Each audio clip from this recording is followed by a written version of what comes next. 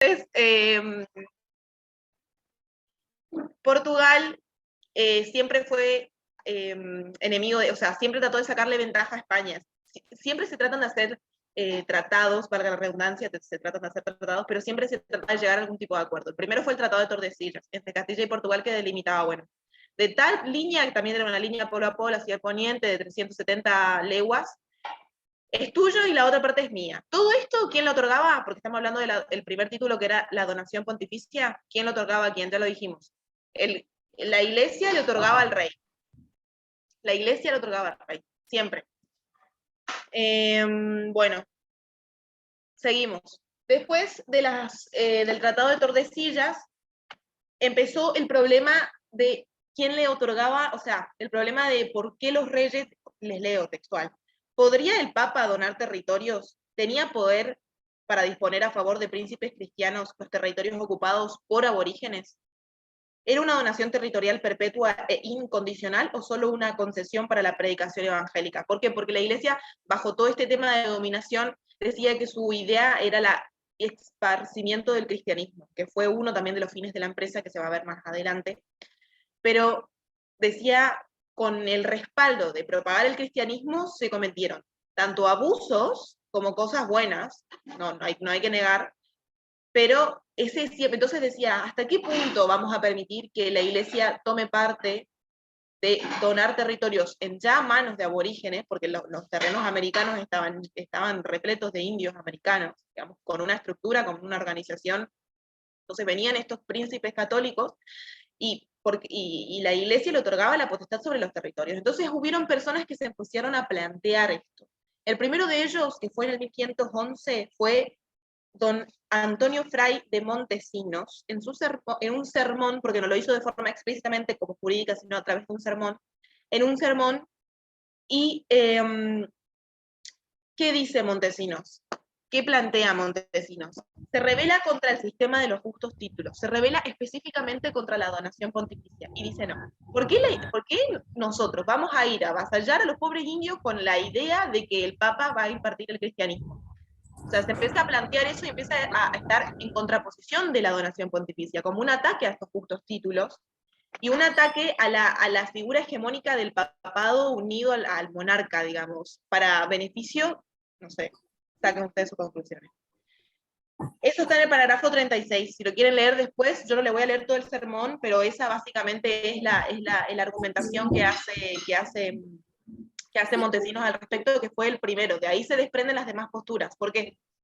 Porque, y como van a ver en el parágrafo 37, para explicar el alcance del poder del Papa, nos vamos a remontar a los siglos XIV y XV, donde habían dos posturas bastante marcadas y antagónicas al respecto. ¿No saben cuáles eran las posturas? O si los quieren leer. Cesarista y teocrática, si no me equivoco. Sí, la cesarista y la teocrática. La teocrática, ¿qué decía?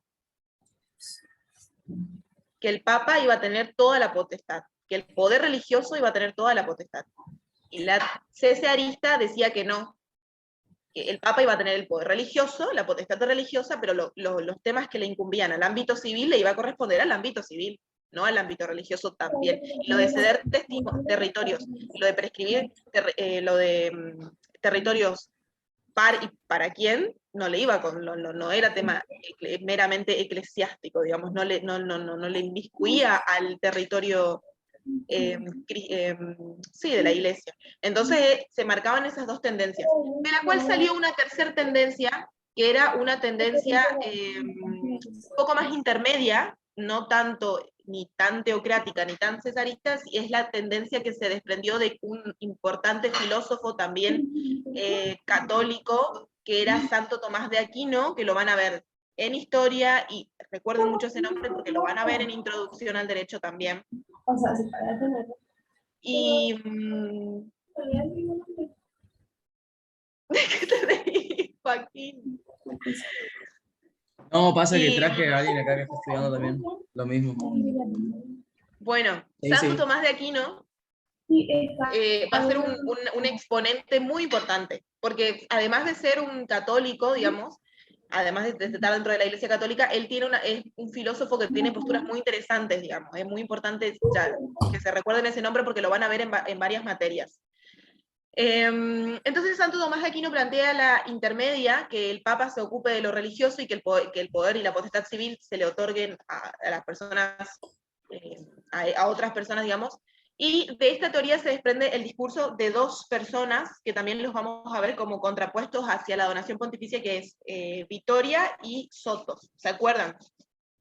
Esto está en parágrafo 38, lo pueden leer textual, donde se dan dos tipos de ordenamientos, el ordenamiento natural y el sobrenatural. El ordenamiento natural le iba a corresponder a la autoridad civil y el segundo al poder del Papa.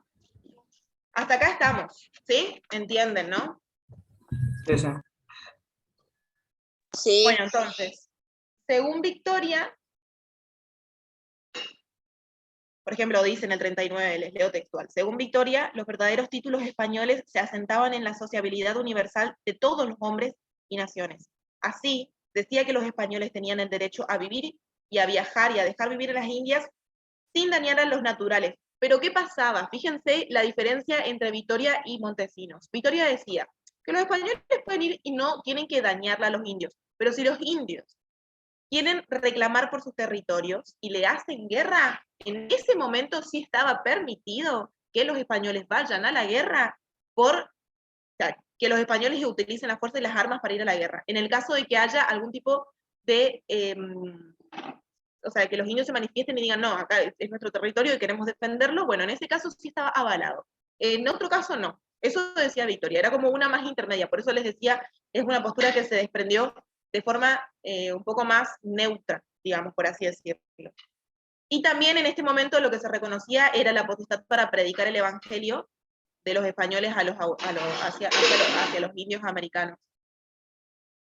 Bueno, había otra postura también, que es la de Sepúlveda, que viene más adelante, que decía que las personas rudas nacieron para servir a las personas menos rudas y las más dotadas, etcétera, que eran distintas posturas que se fueron forjando en el seno de todo esto, lo que eran los justos títulos. Después viene otro justo título que era el requerimiento. ¿Alguien se acuerda del requerimiento? Ese era otro justo título. El requerimiento era un papel, era una orden, un ordenamiento jurídico que determinaba que el indio iba a estar a disposición y tenía que estar predispuesto hacia el español. Pero ¿qué pasó con el requerimiento? Era un papel que se tenía que leerle a los indios, pero que era incomprensible tanto para las mentes de los indios hasta como para las mentes de los mismos conquistadores españoles. Entonces fue súper ineficiente, súper ineficaz, valga el paralelismo. Bueno, a los fines de la empresa, ¿quedó claro lo de los justos títulos? Yo los tengo como los tres más importantes, que son los únicos. Después tenés otras formas que la corona trató de dominar comprando terreno al aborigen y etcétera, pero eso no creo que pregunte. Pero quedó claro, se entendió alguna pregunta, alguna cosa que no les haya quedado claro sobre este tema. ¿Se entendió? Bueno, perfecto. Seguimos entonces. Te pregunto, mientras que vas diciendo, ¿puedes pasar los parágrafos, por favor? Sí, yo voy a ir tratando de ir uniéndome con el tema porque como yo tengo... Bueno, después hay un título en el parágrafo 42, hay un título que dice los fines de la empresa, que yo les recomiendo que a eso les haga un circulito a todos los fines y tengan más o menos una idea general de cuáles eran los fines de la empresa que llevó a la conquista de América, que básicamente la más importante era la expansión del cristianismo. ¿Cómo? La propagación. Exactamente, la propagación del cristianismo es la más importante, digamos. Después hay otras que son secundarias, que son el deseo de aventura, el deseo de riqueza, los intereses fiscales. Todo eso yo no les voy, eso está fácil, está claro, no creo que sea, lo tienen que leer nomás y, como les digo, subrayar. Y bueno, a ver qué otra parte importante.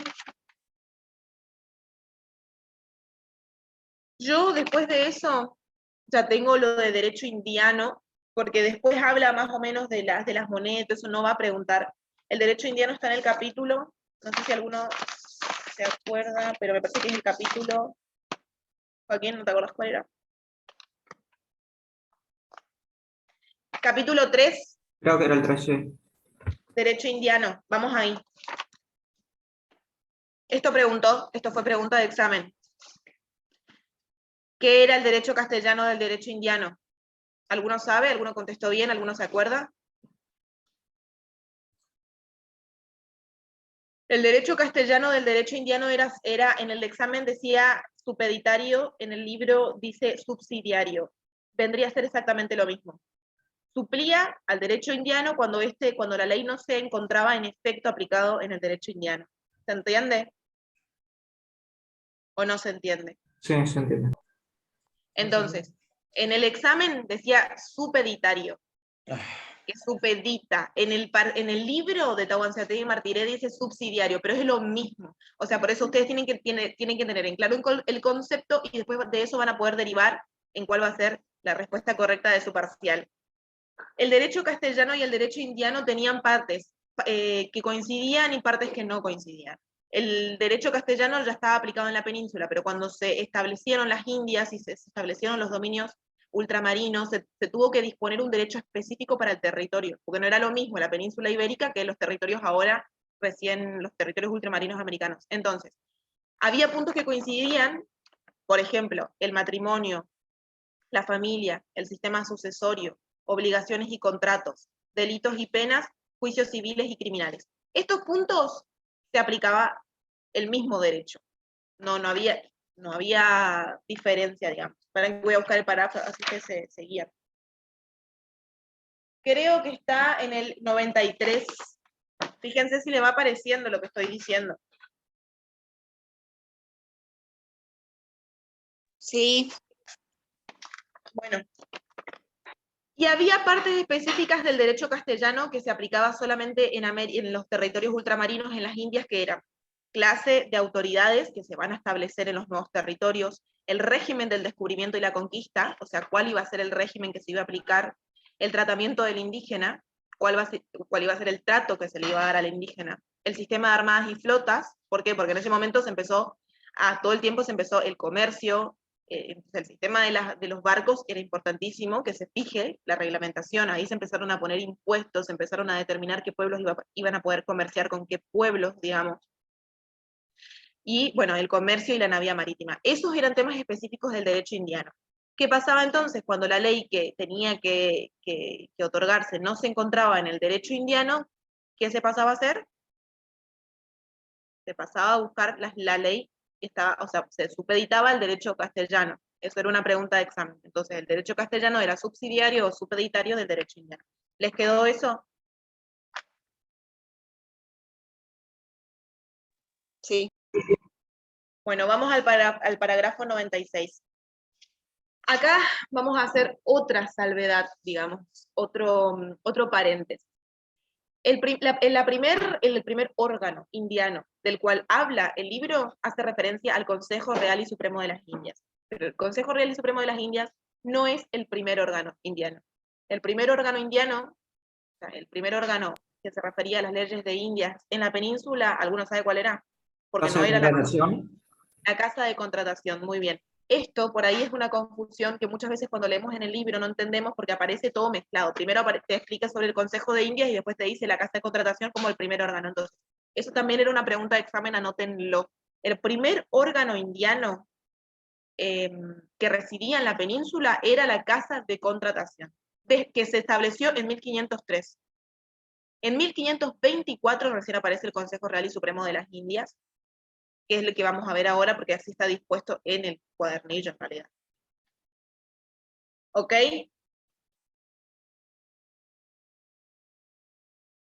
Ok. ¿Me puedes repetir? Repito, El primer órgano indiano. en 1503, el primer órgano indiano con residencia en la península fue la Casa de Contratación. El segundo órgano indiano, que es el que vamos a estudiar ahora, es el Consejo Real y Supremo de las Indias en el año establecido en la península, también en el año 1524.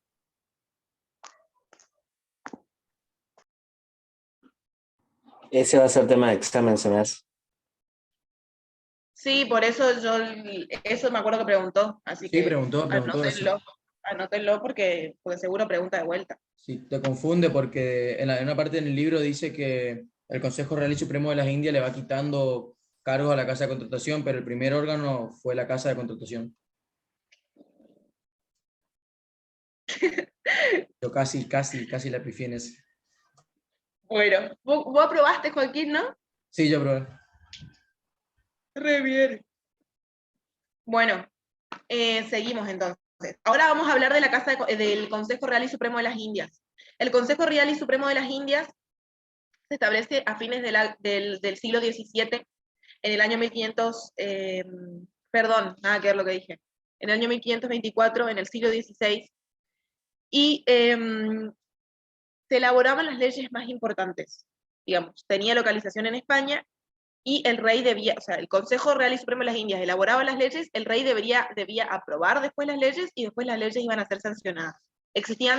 Al principio se sancionaban las leyes a través de la publicidad de las leyes en lugares públicos, o sea, se explicitaban las leyes en los lugares públicos, y después se establecieron los cedularios, el cedulario de Puga y el cedulario de Encina. El cedulario de Puga fue el primero, porque se vio como... ¿Se me escucha o no? Sí. Sí, Paula, se te escucha. Sí. Bueno. Paula, te hago una consulta. ¿Los cedularios qué vendrían a ser? Bueno, bien. Vamos por ahí.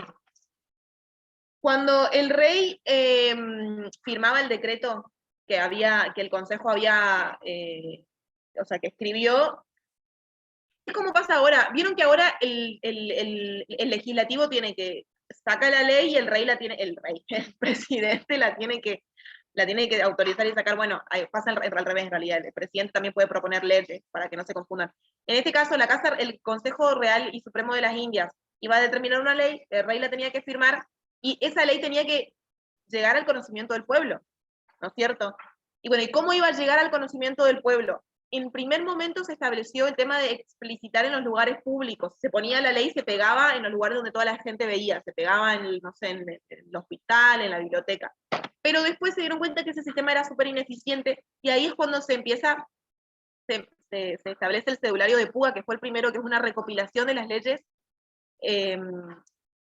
digamos, una disposición cronológica de las leyes, ¿se entiende? Porque tenía que estar tácitamente escrito, o sea, en algún lado, no podía ser al aire nomás que tenía las leyes. Por eso es que se establece el cedulario de Puga, que es el primero, y después se hace una recopilación, se establece el cedulario de Encina, que es el segundo, y después, por último, Carlos II hace una recopilación de todos los cedularios de todas las leyes. Entonces aparecen todas las leyes, como ahora tenemos el Código Civil, primer ley, segunda ley, tercera ley, cuarta ley, en orden cronológico decreciente. ¿Se entiende o no?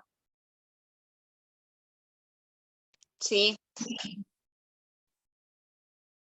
Ok. Sí, sí, se entiende. Una especie de boletín oficial sería algo así. Una manera de... Exactamente. Eso surgió por la ineficacia que provocaba eso de publicar las leyes en los lugares públicos. O sea, eso era súper ineficaz. Entonces dijeron, no, tenemos que prescribir en algún lado las leyes. Bueno, entonces ahí se empezaron a inventar los cedularios. En 1563 el de Puga, en el 96 el de Encinas, y por último la recopilación de... Ay, no, chicos, me voy a ir más lejos porque no se escucha nada.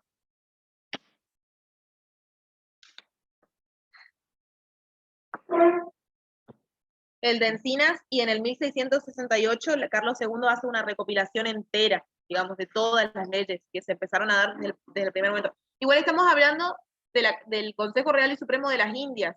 O sea, ¿qué pasaba? Esto era con respecto a las Indias, no a la península, eso le tiene que quedar claro también. Estamos hablando de los cedularios, y todo eso tiene que ver con las leyes indianas, con el derecho indiano. Pues ahora ya nos concentramos en derecho indiano. ¿Ok? sí. ¿Alguna pregunta?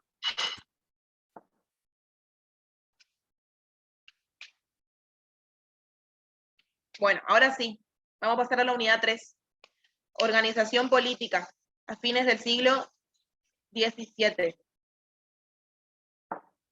Te hago una consulta antes que pases, puede ser, Sí, sí, quizás sea media tonta, pero la casa de contratación me quedó claro que estaba en la península, Pero el Consejo de las Indias funcionaba desde la península o directamente en las Indias, digamos, desde la península. Ah, Por eso se dice que la hegemonía española siempre fue absoluta, porque siempre los lugares donde se hicieron las leyes que referían a las Américas siempre fueron desde la península y nunca con localización americana, digamos, nunca se localizó en América. El derecho específico de América, o sea, el gobierno local de las Indias que se ve después, nunca se estableció. Digamos, por eso se dice que hasta 1810 la hegemonía siempre fue por manos de los españoles en América, digamos, aunque, entre comillas, ellos querían enmarcar bajo que era una, no sé, no eran colonias, por ejemplo, pero sí, siempre fueron colonias y siempre estuvieron supeditadas a los españoles. Eso Creo también que es eso una... preguntó. ¿O ¿Cómo? no? Creo que eso preguntó. Si las Indias siempre fueron colonias. Sí, sí, hizo una pregunta sobre eso, pero me parece que ya era en el siglo XVIII, no era en el siglo XVI, XVII. Sí, sí, sí, ya No, era más adelante era. ¿Te acuerdas que había dicho que dijeron que no éramos colonia ni factorías, no sé qué, que éramos tal, que éramos iguales que ellos supuestamente? bueno, vamos con la unidad 3. En la unidad 3 tenés la organización política indiana. Vamos a ver si... ¿Cuándo me querés tirar una mano, Joaquín, con el tema del cuadernillo? Porque yo no me acuerdo exactamente qué parte era la organización política, por ejemplo. No sé Sí. si el capítulo 2. Yo estoy buscando, ahí te digo.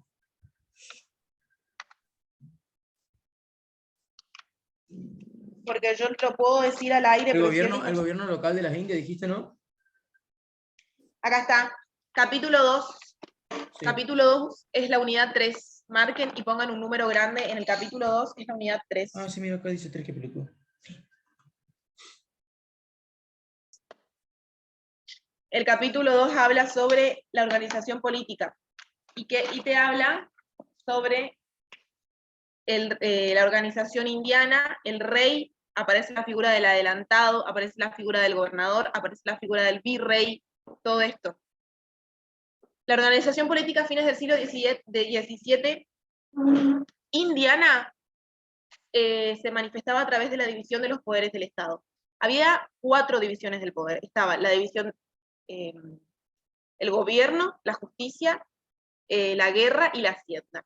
La guerra y la hacienda supeditadas a gobierno y justicia, que eran las dos más importantes. En este momento se establece que hay una ambigüedad, o sea, un dualismo en la concepción de gobierno, porque gobierno era de 2 formas. Estaba la parte temporal y la parte espiritual. La parte temporal, que se hacía cargo de todos los temas civiles, y la parte espiritual de todos los temas religiosos. Por eso se dice que se da esta concepción dualista de las Indias. Bueno, los órganos de gobierno, esto eran las formas de Estado. Los órganos de gobierno eran el rey, que el rey que residía en la península era el rey también que iba a estar a cargo de las Indias, era el titular de los reinos de Indias. Y en 1516 acá aparece la descendencia de los reyes austríacos, la descendencia de los reyes de los Habsburgo, con el primer rey que fue Carlos I. Carlos I, V de Alemania. Entonces, en el siglo XVI y en el siglo XVII aparece la Casa de Austrias, con la dinastía de los Habsburgo, que fue Carlos I, Felipe II, Felipe III, Felipe IV y Carlos II, que fue el último rey austríaco, que era Carlos II el hechizado. ¿Se entendió? ¿Se entendió? ¿Qué era qué? Carlos II le apodan el hechizado, el último rey de la descendencia austríaca. En el siglo XVI y XVII, como les dije yo, voy a ir rápido porque me quedan 8 minutos, en el siglo XVI y XVII la potestad, o sea, la continuidad le otorgaba el pueblo al rey. No era el rey el que podía, no había el absolutismo que había en el siglo XVIII. En el siglo XVI y XVII el rey tenía que responder hacia la petición y hacia el deseo del pueblo. Si no, era considerado un tirano. Esa es una diferencia fundamental que tiene que hacerse en este momento. O sea, el rey tenía que sí o sí responder a los beneficios del pueblo, digamos. En este momento aparece la casa de contratación que la Casa de Contratación era el órgano que habíamos visto que se establece primero en la península, con residencia en la península para las Indias, y la Casa de Contratación tenía diferentes funciones, que las voy a leer nomás. Eso está, a ver qué parágrafo. 64. En el parágrafo 64, la Casa de Contratación entonces tenía el control sobre el comercio de las Indias, el registro de los despachos que salían desde España hacia las Indias, desde la corona hacia las Indias, los intereses fiscales, las funciones judiciales y civiles, la administración de los bienes que dejaba el español una vez que moría en las Indias y el desarrollo de los estudios náuticos. De todo eso se ocupaba la Casa de Contratación. Después viene en el 1524 el Consejo Supremo y Real de las Indias, que era el marco legal para las Indias, que los funcionarios eran designados por el rey, y tenía, por ejemplo, la conformación de la Cámara, para que tengan una idea, era un presidente, varios consejeros, un fiscal y 2 secretarios, y estaba ordenada al Consejo, perdón, de las Indias, estaba regulado por las ordenanzas, que se expedían a través de cédulas reales, etc. Entonces, ¿cuáles eran los atributos del Consejo? Asesoramiento, gobierno, guerra, hacienda, justicia. Lo mismo que se acuerdan que habíamos visto la división de poderes, bueno, que dije recién, la Casa de Contratación se encargaba de asesoramiento, porque el rey le podía pedir asesoramiento, de justicia, de guerra, de gobierno y de hacienda. El Real Hacienda después se estableció, se separó de la Casa del Consejo de Real de Indias y se formó su propio Consejo de Hacienda. Y en gobierno se sigue manteniendo la concepción dualista, que es temporal y espiritual. ¿Se entiende hasta acá o es un quilombo? Vamos bien, vamos bien. Sí, vamos bien. Bueno, porque yo siento que hablo y... Bueno, las atribuciones del Consejo está acá, está en el parágrafo 66, y ahora vamos a ir al parágrafo número 68, que es el gobierno local de las Indias, y vamos a ver el tema así por arriba, el tema de los adelantados, etc.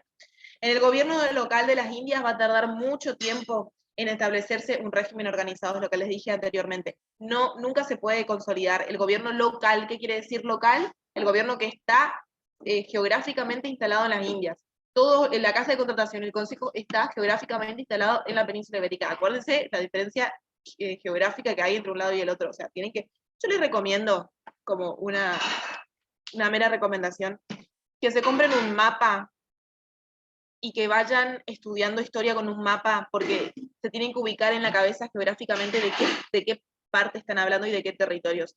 Cuando yo les digo la península, su cabeza tiene que ir directamente a la región geográfica de la península. Cuando yo le digo la América, tienen que irse a la región geográfica de América, y eso le va a hacer mucho más fácil cuando tengamos que rendir el segundo parcial, que habla de las provincias, que no son las mismas provincias que tenemos ahora, sino que tenés Potosí, Charcas con la banda oriental en el Uruguay, tenés provincias en Paraguay, Entonces, si ustedes tienen un mapa, se van a ir situando y les va a ser mucho más fácil estudiar que así todo descolgado y descontextualizado. Bueno, solamente una recomendación. El gobierno local de las Indias va a tardar mucho tiempo en establecerse como un régimen organizado. En 1492 se establece ¿qué cosa? ¿1492 en qué año estamos? Todavía no está. Volvimos un toque para atrás. Volvimos a la conquista, al descubrimiento de América. Cuando se descubre América, se establecen las capitulaciones. ¿Qué son las capitulaciones?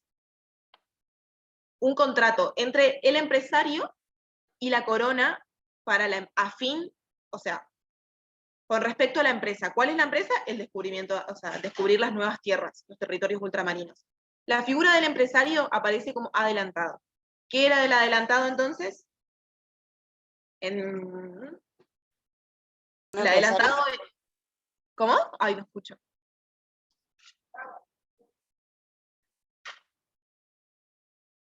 Sí, sí.